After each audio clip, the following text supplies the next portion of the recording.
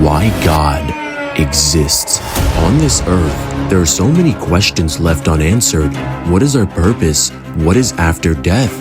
And does God exist? When we look into our universe, the answer becomes clear as everything fits just right. But could this have just been coincidence, nothing more?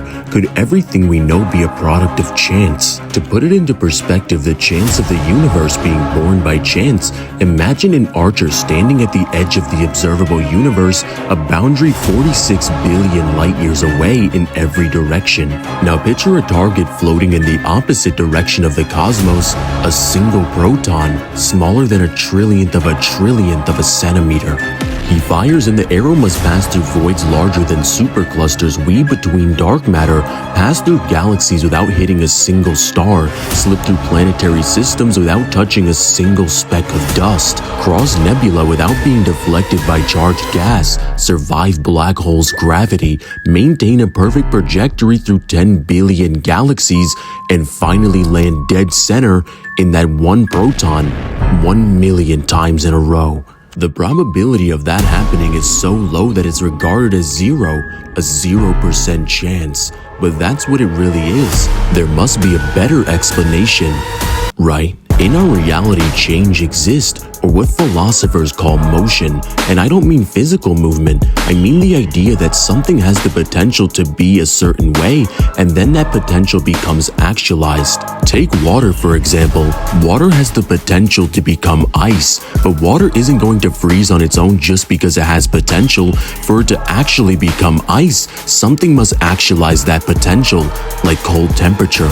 And here's the kicker, if water were already ice, then it wouldn't have the potential to become ice, it would just be ice. And it can't be both at the same time. It's either potentially ice or actually ice, not both. And this would apply to everything in the universe. Anything that changes, anything that goes from potential to actual, needs something outside itself to cause that change. Because if it could actualize its own potential, it would already be in that actual state. If everything inside the universe changes, if everything goes from potential to actual because of something outside it caused that change, we would have to ask the next question. What about the universe as a whole? The universe itself isn't static. It expands, it cools, stars are born, atoms form, particles decay. The universe is constantly moving from one state to another, which means the universe itself is undergoing motion in a philosophical sense. That means the universe itself also has potentials that become actualized. It has the potential to expand. It has the potential to form matter, energy, galaxies, and life. It has the potentials to go from nothing but energy to a structured cosmos. But just like how water can't actualize its own potential and become ice, the universe can't actualize its own potentials either. If the universe really brought itself from potential to actual, then it would already have been actual. It would have existed as the universe before the universe existed, which makes no sense. Just like nothing inside the universe can actualize itself, the universe being a changing thing needs something outside itself to cause that change. But this can't just keep going on forever. Imagine every link in the chain only has potential, but nothing in the chain is fully actualized. If everything is waiting to be actualized by something before it, then nothing ever becomes actual, nothing ever changes, motion never begins. A chain that is made up of only potentials is like a row of unlit matches. If no match is lit, then none of the rest can light anything. There must be at least one match that is already burning. One thing that is already actual, not waiting on something else. If this one thing starts the entire chain, it must contain a higher and more fully actual way of everything that appears in the chain. Effects cannot outrank their cause. Nothing can give what it does not have. So if the universe has power, existence, order, motion, and intelligibility, then this first thing must have all the grounds of these properties in pure actuality. Otherwise, the chain would never begin. Well, maybe this first cause didn't have these properties. Maybe they just emerged from later complexity. This sounds pretty clever until you realize what emergence really means in philosophy.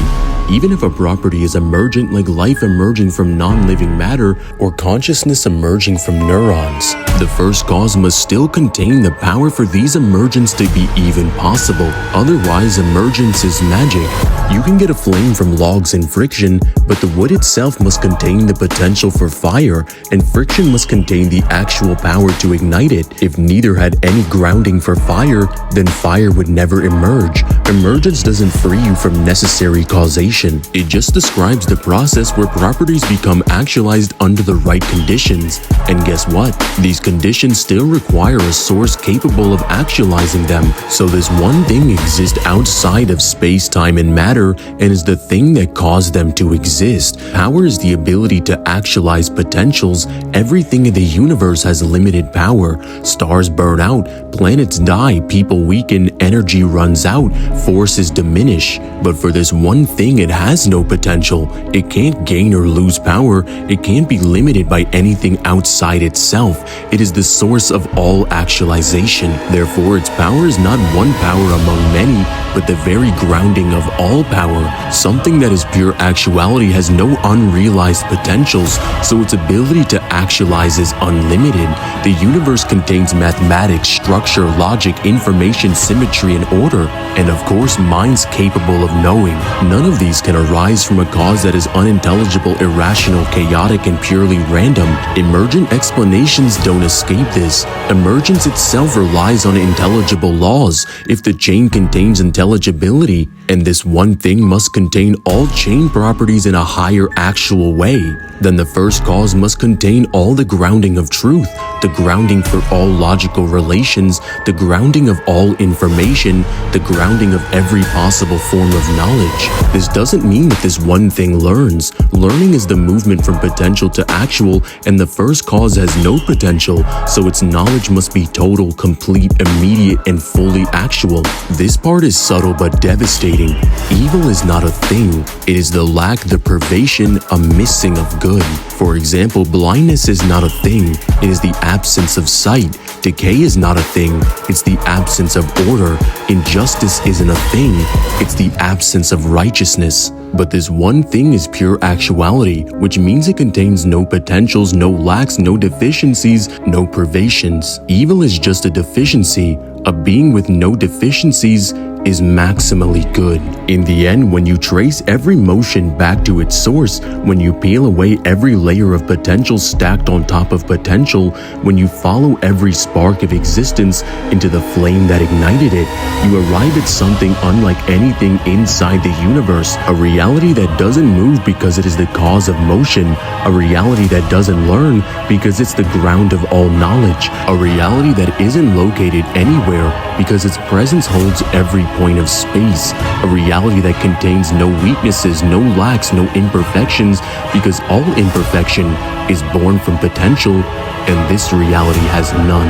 The first cause, pure actuality, the infinite source from which every particle, every law, every mind, every galaxy, and every emergent property draws its ability to exist at all. You can strip the universe down to its last quirk, collapse every equation, silence every star, and this foundation still stands untouched, unshaken, and unavoidable. You can call this reality whatever you want, but what it is that you're describing is God.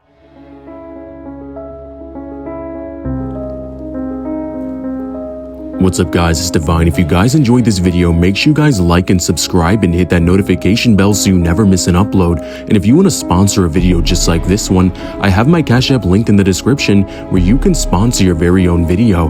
And make sure you guys go join Nirvana where we can teach you how to make content just like this. But let me know down in the comments, out of all of the God videos that I've made, which argument was the most convincing and which one should I do next? I hope this one really got you thinking because it sure did for me. Anyway, that's it. Later.